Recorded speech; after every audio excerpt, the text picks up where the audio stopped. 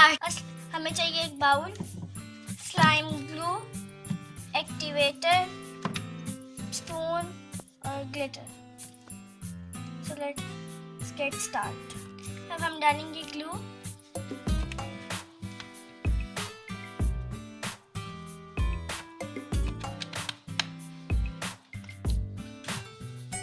Glitter,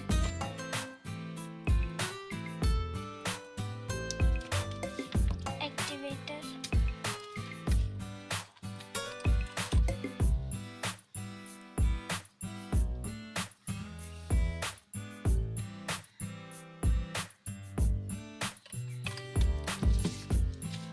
अब इसे mix करेंगे।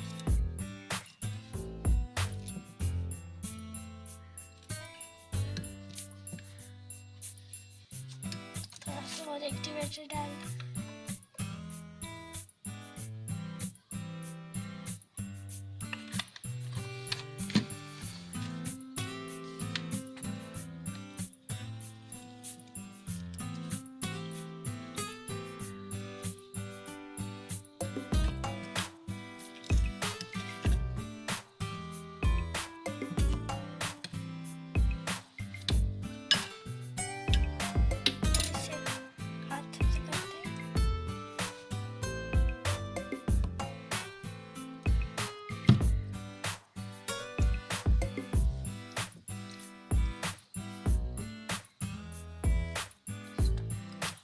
हमारी स्लाइम रेडी हो